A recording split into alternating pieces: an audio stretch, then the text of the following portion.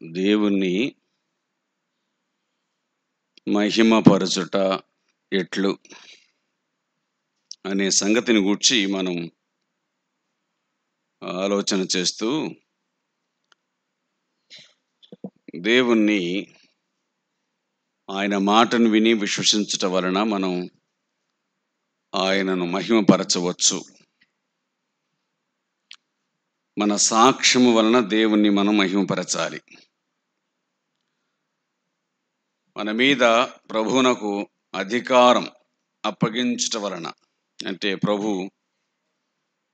ఆయన మనకు అధికారిగా ఉండటం వలన మనం ఆయనను మహిమపరచవచ్చు అనే సంగతిని ఇచ్చుట ద్వారా ప్రభువును మనం మహిమపరచాలి అనే విషయాన్ని జ్ఞాపకం చేసుకున్నాం. పాత నిబంధన అయినా క్రొత్త నిబంధన అయినా ఆయన మనలను సృష్టించిన గల కారణం ఏంటి అంటే ఆయన మహిమ నిమిత్తమై అనే సంగతిని జ్ఞాపకం చేసుకున్నాం. యెషయా గ్రంథం 43:7 ద్వారా, అలాగే 60వ అధ్యాయం 21వ వచనం ద్వారా ఇలాగున మనము అనగా ఇశ్రాయేలీలు ఆయన మహిమార్థమై ఆయన సృష్టించిన వారు, ఆయన చేసిన పని, అలాగే ఆయన నాటిన కొమ్మ అని వారిని గూర్చి చెప్పబడింది. అవసరం లేదు, అవసరం సరే. క్రొత్త నిబంధనలో ప్రభువు ఆయన రక్షింపబడిన సంఘానికి మరి పౌలును ప్రేరేపించి వ్రాసినటువంటి విషయాన్ని విన్నాం. అదేమిటి అనగా, మీరు విలువ పెట్టి కొనబడిన వారు గనుక మీ దేహముతో దేవుణ్ణి మహిమపరచండి. దేహములో నుండి వచ్చేటువంటి ప్రతి క్రియ అది దేవుని మహిమార్థమై ఉండాలి. మనం భోజనం చేసినా పానం చేసినా అది కూడా దేవుని మహిమార్థమే. భోజనం చేసినా పానం చేసినా దేవుని మహిమార్థమే అంటే, భోజనం చేసినా నీళ్లు తాగిన దేవునికి మహిమ వస్తుందా? భోజనం చేస్తే దేవునికి మహిమ వస్తుందా? మధ్యాహ్నం తిన్నాము, దేవునికి మహిమ వచ్చిందా? పానము చేస్తే దేవునికి మహిమ వస్తుందా? అంటే నీళ్ళు తాగితే దేవునికి మహిమ వస్తుందా?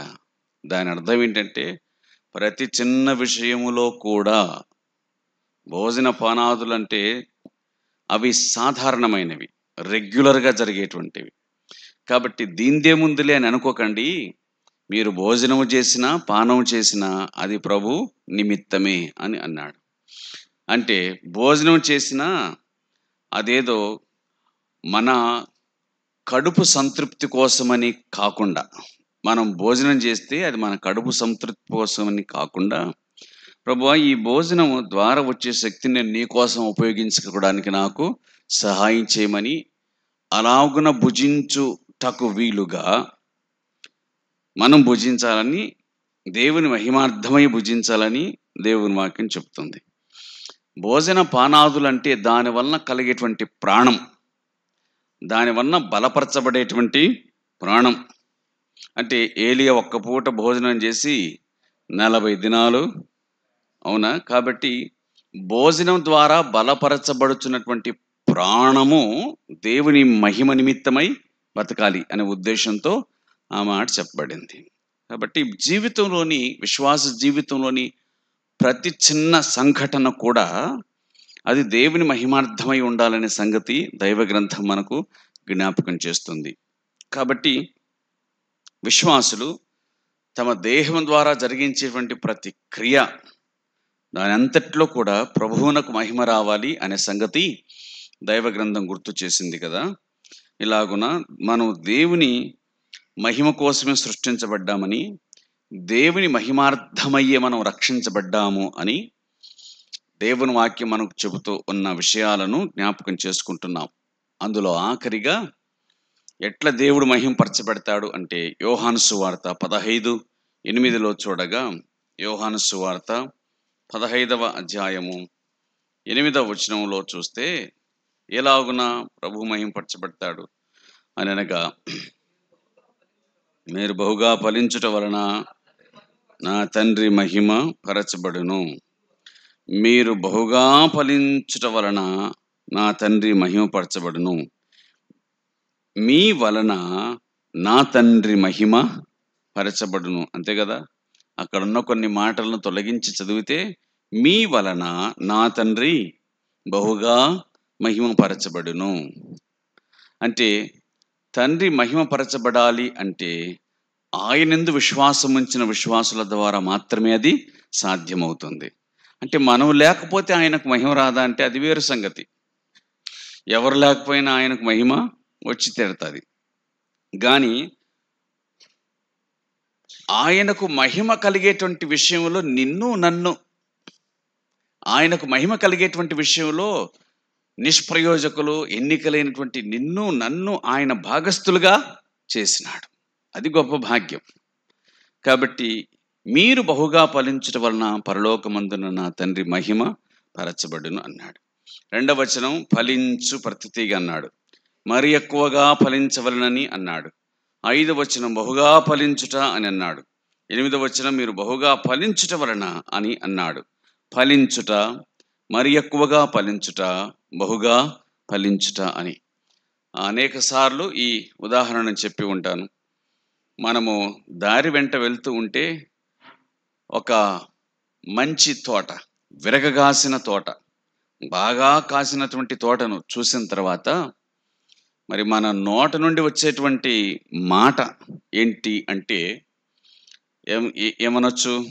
బాగా కాసినటువంటి, విరగ కాసినటువంటి ఒక మామిడి తోటను చూసిన తర్వాత మన నోటి నుంచి వచ్చే మాట ఏంటి? వెలగాసింది అని అంట. వెలగాసింది అని అంటాం. కానీ ఆ కాసిన దానికంటే ముందు ఇంకేమంటాం? ఎవరిదో ఈ తోట కానీ, ఈ తోట ఎవరిదో కానీ వెలగాసింది అంటాం. ఈ తోట ఎవరిదో కానీ వెలగాసింది అని అంటాం. తెలిసినదనుకో, పలానోళ్ళ తోట వెలగాసిందబ్బా అని అంటాం. అంటే ఎవరిదో తెలియకపోతే ఎవరిదో అంటామే. ఆ తెలియని వ్యక్తిని మనకు తెలిసేటట్టుగా చేసింది ఎవరు? ఆ తోట. తెలియని వ్యక్తిని మనకు తెలిసేటట్టుగా, అంటే అతన్ని తలంచుకునేట్లుగా చేసింది ఈ తోట. తెలిసిన వ్యక్తి నాడే ఆ వ్యక్తిని గుర్తు చేసుకునేటట్లుగా చేసింది ఈ తోట. అనగా అది బహుగా ఫలించుట వలన. పోనీ అది పాడైపోయిందనుకో, అప్పుడు కూడా పలానోళ్ళ తోట పాడైపోయింది అని అంటాం. కనుక మీరు బహుగా ఫలించుట వలన అన్నాడు. మీరు బహుగా ఫలించుట వలన నా తండ్రి మహిమ పరచబడును. బహుగా ఫలించుట అంటే ఆత్మ సంబంధమైన జీవితంలోని ప్రతి విషయంలో కూడా మనము బహుగా ఫలించవలనని దేవుని ఉద్దేశం.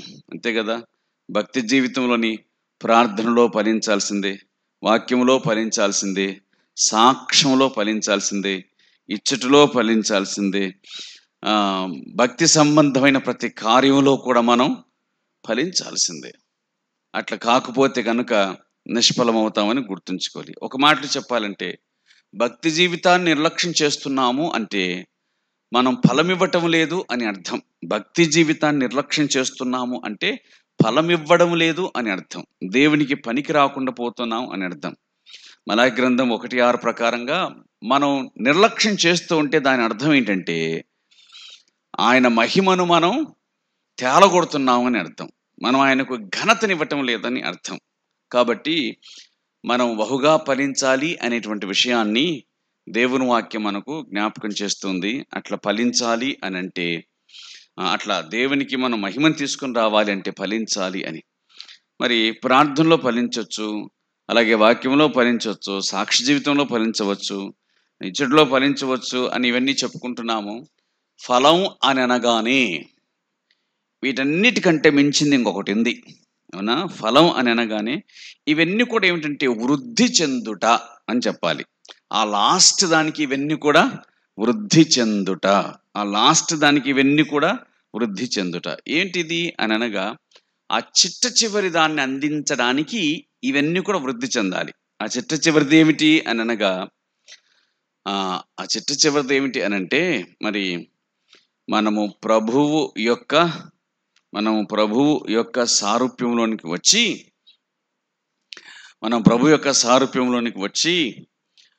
మనము కూడా ఇతరులను క్రీస్తు కొరకు సంపాదించుట, అది ఫలభరితమైన జీవితం. ఫైనల్గా ఏంటి అనంటే అది ఫలభరితమైనటువంటి జీవితం. ఇప్పుడు చూడండి, ఒక చెట్టు యొక్క విత్తనాన్ని తీసుకొని వచ్చి దాన్ని నాటితే అది చిన్న మొక్క, దాని తర్వాత కొంచెం పెరిగి పెద్దదవుతుంది.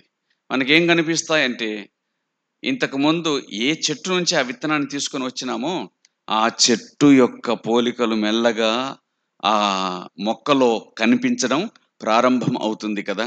అదో మామిడి చెట్టు అయితే కనుక నిశ్చయముగా మామిడి ఆకులు, అట్లాగే దాని రుచి క్రమక్రమంగా మెల్లగా సంవత్సరం, 2 సంవత్సరాలు, 3 సంవత్సరాల తర్వాత అది తన యొక్క ఉద్దేశమును నెరవేర్చుతుంది. అంటే తను ఎందుకు నాటబడింది అంటే ఫలమిచ్చుట కొరకు నాటబడింది. మెల్లగా ఆ ఫలమును మనకు ఇస్తుంది. కాబట్టి ఫైనల్గా మనం సంతోషిస్తాం, దానికి నీళ్లు పోస్తాం, ఎరువేస్తాం, దానికి చేయవలసినవన్నీ కూడా చేస్తాం. ఎందుకు అంటే లాస్ట్గా అది మన కొరకు ఫలించడానికి. అట్లాగే ఈ భక్తి సంబంధమైన ప్రతి కార్యం కూడా చివరికి దేనికి తీసుకొని రావాలంటే ప్రభువైన యేసుక్రీస్తు యొక్క సారూప్యంలోనికి మనల్ని నడిపించి, ఆ సారూప్యంలో ఒకరిని మనం కనడానికి నడిపించాలి. అనగా ఆత్మల సంపాదనకు మనలను నడిపించాలి. కానీ విచారకరమైన సంగతి ఏమిటి అనంటే మనం అక్కడ ఆగిపోయినాం. ఎక్కడ ఆగిపోయినాం అనంటే 1, 2, 3, 4 ఉన్నాయి కానీ ఆ చివరిది మాత్రం కనిపించడం లేదు. ప్రార్థన ఉంది, వాక్యం చదువుతున్నాం, ఇస్తున్నాం, కార్యక్రమాలకు హాజరవుతామా, బాగానే ఉంది, అన్నీ ఉన్నాయి. కానీ ఆఖరిది ప్రభువు కొరకు ఒకరినైనా తీసుకుని వచ్చుట, కొందరినైనా తీసుకుని వచ్చుట అనేటువంటిది అక్కడ మనం ఆగిపోయినాం.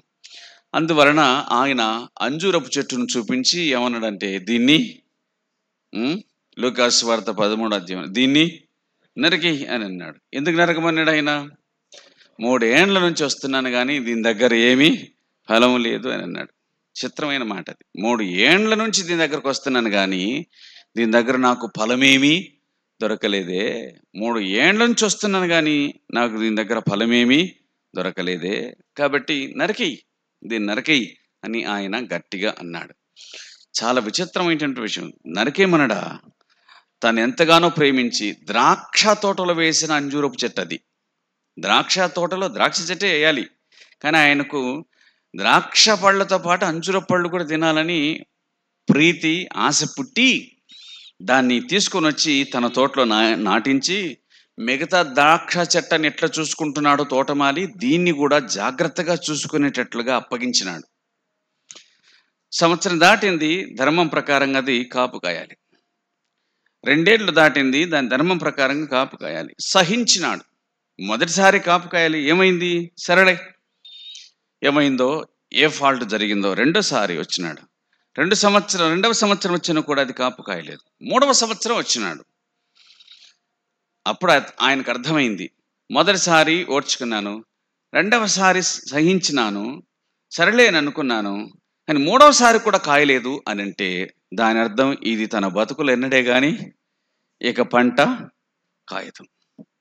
కాస్తే మొదటిసారి కాయాలి, అవకాశం ఇచ్చినా 2వసారి కాయాలి, మరొక అవకాశం ఇచ్చిన 3వసారి కాయాలి. ఈ 3వ సంవత్సరం కూడా రాలేదు అంటే ఇక 4వ సంవత్సరం కూడా ఇది కాయనే కాయదు. దీని నిండా ఆకులు తప్ప కాయలు లేవు. ఆయన ఆశించింది ఆకులు కాదు, ఆయన ఆశించింది ఫలములు. పండ్లను ఆశించినాడు, కానీ అవి దొరకలేదు. 3 ఏండ్ల నుంచి తిరుగుతున్నానే అంటే యజమాని ఆశను నిరర్ధం చేసిన చెట్టది. యజమానుని ఆశను వ్యర్థం చేసిన చెట్టది. యజమానుని యొక్క ఉత్సాహాన్ని నీరుగార్చిన చెట్టది. దానికి తీసుకోవడం తప్ప ఇవ్వడం మాత్రం తెలియదు.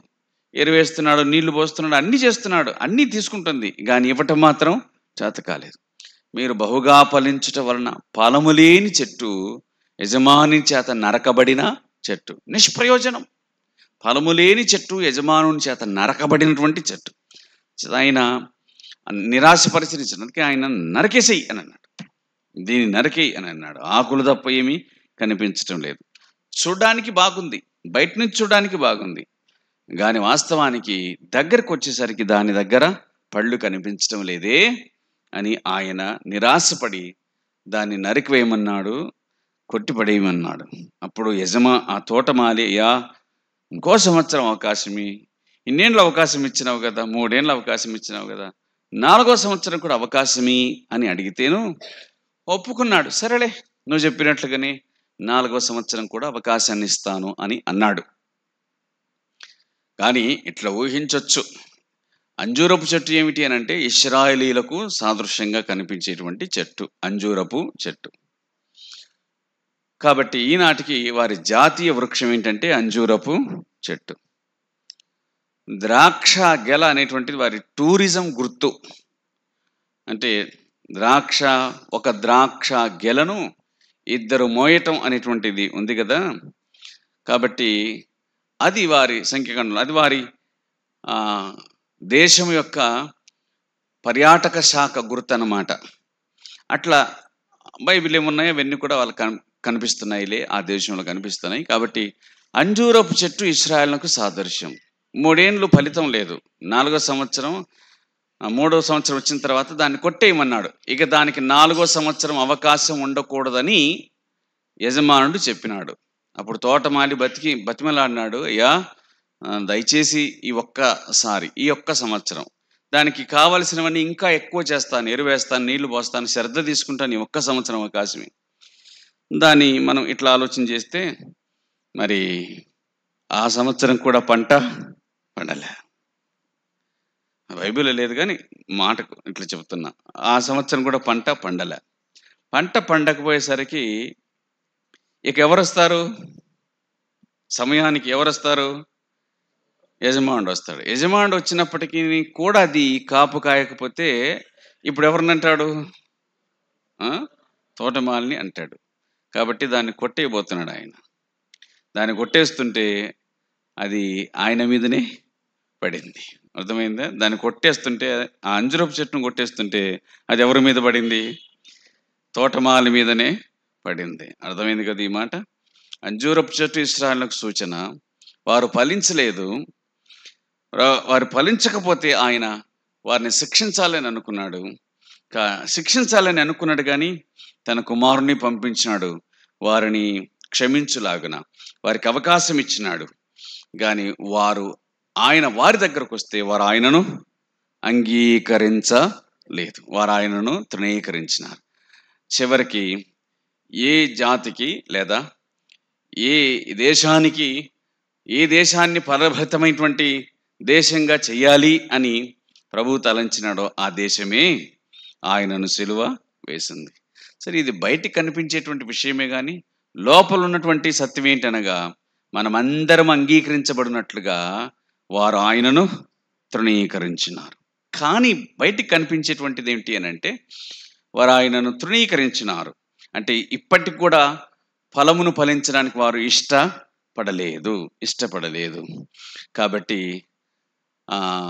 ఈ విధంగా మనం చెప్పుకోవచ్చు, తన కుమారుణ్ణి సిలువ వేసినటువంటి ఆ దేశం వాళ్ళే అన్నారు, వాని రక్తం మా మీదను మా పిల్లల మీదను ఉండును గాక. లోపల ఉన్నటువంటి ఆంతర్యం లోపల ఉంది, బయట కనిపించేటువంటి క్రియలు బయట ఉన్నాయి. ఇశ్రాయేలు దేశము ప్రభువైన యేసుక్రీస్తును సిలువ వేసింది కదా. తండ్రి ఏం చేస్తున్నారో తెలియదు, క్షమించమని అన్నప్పటికీ కూడా చేసిన దానికి మాత్రం వారు శిక్ష అనుభవించాలి. ఎందుకంటే వాని రక్తం మా మీదను మా పిల్లల మీదను ఉండును గాక అన్నాడు. లోపల అర్థం ఇంకొకటి ఉంది, మనందరం స్వీకరించబడినట్లుగా ఆ ప్రియ ప్రభు శిక్షను అనుభవించాడు, తృణీకరించబడ్డాడు. 2 ఉద్దేశాలు నెరవేరినాయి. మొదటి ఉద్దేశం ఏంటి అని అనగా యేసుక్రీస్తు ప్రభు పరలోకమునకు వెళ్ళిపోయిన 40 సంవత్సరాలకు లేదా 35 సంవత్సరాలకు ఇశ్రాయేలు ప్రపంచమంతటా చెదరగొట్టి వేయబడ్డారు. అది బయటికి కనిపించినటువంటి వారు చేసిన కార్యం ఉంది, దానికి తగిన శిక్షను వారు అనుభవించారు. లోపల ఇంకొక ఉద్దేశం ఉంది దేవునికి. ఏంటది? వారిని వారిని విసర్జించడం ద్వారా మనలను స్వీకరించడం. కాబట్టి అది కూడా జరిగింది. రెండూ జరిగినాయి. ప్రియులారా, మన ప్రభువు ఆయన మనము కేవలము లోపల లోపల మాత్రమే వృద్ధి చెందడానికి ఇష్టపడే ఆయన. ప్రార్థన ఉంది, వాక్యం ఉంది, అన్ని ఉన్నాయి. కానీ ఫలభరితమైనటువంటి జీవితం లేకపోతే ఆయన ఒప్పుకోడు. మన పిల్లలు పెరిగి పెద్దోళ్ళు అయినారు, వారికి పెళ్ళిళ్ళు చేసినాం, బాగానే ఉంది. కానీ సంతానం లేకపోతే వాళ్ళు ఎట్లా బాధపడతారో మనం ఎట్లా బాధపడతామో అలాగే మరి ప్రభువు కూడా జీవితకాలాన్ని మనకిచ్చి ఆయన ఎదురు చూస్తూ ఉన్నాడు. మనం ఆయన కొరకు మనుషులను ఫలిస్తామేమోనని, సంపాదిస్తామేమోనని. అది జరగకపోతే కనుక ఆయన మనలను అడుగుతాడు. అది జరగకపోతే మనం బాధ్యత వహించాల్సి ఉంది. ఇది తెలుసు. అదేంటంటే మరి ఎంత సంపాదించుకున్నామని దేవుడు మనల్ని అడగడు. ఎంతమంది పిల్లలని దేవుడు మనల్ని అడగడు. ఎన్ని బిల్డింగులని దేవుడు మనల్ని అడగడు. ఆయన అడిగేది ఒకటే, నువ్వు నా కోసం ఏమి చేసినావు అని అడుగుతాడు. ఏం చేసినావు అని అంటే ఇది చేసినా అది చేసినా అనే దాన్ని కాదు, కానీ వాటన్నిటి ఫలితం ఏంటి, ఏమై ఉండాలి? ఆత్మల సంపాదన ఉండేది. కాబట్టి నువ్వు వీటన్నిటిని చేయటం ద్వారా ఒక్క మనిషినైనా ప్రభువు కోసం తీసుకుని వస్తే అప్పుడు ఆయన సంతోషిస్తాడు. అదే ఫలభరితమైన జీవితం. అది ఫలించుట. ఇంకా ఎక్కువ సంపాదిస్తే మరి ఎక్కువగా ఫలించుట, ఇంకా ఎక్కువైతే బహుగా ఫలించుట, బహుగా ఫలించుట. ఇది ఫలభరితమైన జీవితం. దీన్ని మనం ఆయన మహిమార్థమై ఫలించాలి అని దేవుని వాక్యం మనకు జ్ఞాపకం చేస్తుంది. కాబట్టి మనము ఫలభరితమైన జీవితాన్ని జీవించాలి. మరి అవతలి వ్యక్తికి సువార్త చెప్పాలి అని అంటే, అవతలి వ్యక్తులను క్రీస్తు కొరకు సంపాదించాలంటే మొట్టమొదటిగా మరలా తిరిగి మన సాక్ష్య జీవితం అది సరిగా ఉండాల్సిందే. అలాగే అవతలి వ్యక్తి మన జీవితాన్ని చూస్తాడు కాబట్టి మనం పరిశుద్ధంగా ఉండాలి. తర్వాత అవతలి వ్యక్తిని సంపాదించడానికి వీలుగా కొన్నిసార్లు మనం త్యాగము చేయవలసి వస్తుంది. అది మన సమయం కావచ్చు, అది మన ధనము కావచ్చు, ఏమైనా కానీ. కాబట్టి అలాగున మనం ప్రభువు కోసం వారిని సంపాదించడానికి వీలుగా ఖర్చు పెట్టవలసిన అవసరం కూడా ఉంది అనే సంగతిని మనం మర్చిపోకూడదు. ఏదేమైనా ప్రియులారా, మనం గ్రహించవలసినటువంటి విషయం ఏమిటి అని అంటే ఆయన కొరకు ఫలించుట, ఆయన కొరకు ఫలించుట. ఒక ఆయన ఇట్లన్నాడు, ఏ చెట్టు కూడా ఫలించడానికి పెద్దగా ఏం కష్టపడదు అన్నాడు. ఏ చెట్టు కూడా ఫలించడానికి ఏం కష్టపడదు. ఎందుకు కష్టపడదు అని అంటే ఆయన ఇట్లన్నాడు, యోహాను సువార్త 15వ అధ్యాయ ప్రకారంగా, మీరు నాలో ఉంటే తప్ప ఫలించరు, తీగ వల్లిలో ఉంటే తప్ప అది ఫలించదు అన్నట్టు. వల్లిలో ఉన్నటువంటి తీగ అంటే చెట్టులో ఉన్నటువంటి కొమ్మ, అర్థమైంది కదా? చెట్టులో ఉన్నటువంటి కొమ్మ అది ఫలించడానికి తిప్పలు పడాల్సిన పనిలే. అది చెట్టులో ఉంటే చాలు, అంతే. అది చెట్టులో ఉంటే చాలు, ఫలిస్తుంది. ఎందుకంటే ఫలించడానికి అవసరమైనటువంటి పదార్థాన్ని అంతటినీ కూడా, సారాన్నంతటినీ కూడా ఇది సరఫరా చేస్తుంది. చెట్టే సరఫరా చేస్తుంది. కాకపోతే ఒకటే ఒక షరతు, మీరు నా యందు నిలిచి ఉండండి. మీరు నా యందు నిలిచి ఉంటే మీరు బహుగా ఫలిస్తారని. నాకు వేరుగా మీరు ఏమీ చేయలేరు అన్నాడు. దానికి చెప్పుకోవచ్చు, నాకు వేరుగా మీరేం చేయలేరంటే నాతో ఉండి మీరు ఏమైనా చేయగలుగుతారు అనే కదా అర్థం. నాకు వేరుగా మీరేం చేయలేరంటే నాతో ఉండి మీరేమైనా చేయగలరు అని. నాకు వేరుగా మీరు ఎన్ని మీటింగులు పెట్టుకునే దండగా, అవునా? నాకు వేరుగా మీరు ఎన్ని కార్యక్రమాలు చేసినా దండగా. కానీ నాతో ఉంటూ మీరేమైనా చేస్తే మీరు బహుగా ఫలించగలుగుతారు అన్నాడు. కాబట్టి మనం ప్రభువునకు వేరుగా ఉండి ఫలించలేము. మన కార్యక్రమాలు, మన ప్లాన్లు ఇవన్నీ కూడా దేవుని చేత అప్రూవ్ కావాల్సిందే. అంటే మనం వేసుకునేటువంటి పథకాలన్నీ కూడా అవి దైవ సంబంధమైనవి, దేవునికి ఇష్టమైనవి అయితే ఫలిస్తాయి. కానీ ఆత్మల సంపాదన కొరకై మనకు నచ్చినటువంటి ప్లాన్లు వేసుకుంటే అవి ఫలించవు. కాబట్టి ఏదేమైనా దేవుడు మహిమ పొందాలి అంటే ఫైనల్గా మనము ఫలించాలి అనేటువంటి విషయము దేవుని వాక్యం చెబుతుంది. ఫలభరితమైన జీవితం, మరి ఎక్కువ ఫలభరితమైన జీవితం, బహుగా ఫలించు జీవితం అని చెప్పబడిన మాట ప్రకారంగా అలాగున మనము ఫలించుదాము. లోకము దాని ఆశ గతించిపోతుంది. ఈ రోజున్న మనం రేపు లేకుండా వెళ్ళిపోతాం. మనిషి జీవితం అకస్మాత్తైనటువంటి జీవితం. అది చాలా అది చాలా క్షణికమైంది, క్షణభంగురమైనటువంటి జీవితం. కాబట్టి దేవుడు మనకిచ్చిన సంవత్సరాలన్నిటిని కూడా వ్యర్థం చేసుకొని, ఆ తరువాత ప్రభువా నేను నీ కోసం ఏం చేయలేకపోతిని అనటం అనేటువంటిది వివేకం లేనటువంటి పని. ఇచ్చిన సమయానంతటిని కూడా మనము వ్యర్థం చేసుకొని, ఆ తర్వాత మంచంలో పడ్డప్పుడో, లేకపోతే గనక ఏమీ చేతకానప్పుడో, దేవుడా నన్ను క్షమించి ఏం చేయలేకపోయినా అని అంటే అది నిష్ప్రయోజనమైనటువంటి పని. కాబట్టి నేడు అనబడు సమయం ఉండగానే ప్రభువు కొరకు ఫలించుట అనేటువంటిది మనం ఆలోచించాలి. ఆయన కోసం ఫలించడం అంటే అది సవాల్తో కూడినటువంటి విషయమే. కానీ ఆయన యందు ఉంటే మాత్రం మనం తప్పనిసరిగా ఫలించగలమని దేవుని వాక్యం జ్ఞాపకం చేస్తుంది. అలాగ ఫలించుటకు ప్రభువు మనకు సహాయము చేయునుగాక. మొదటి పాటలో ఉన్నటువంటి ఒక వచనాన్ని పాడుదాం.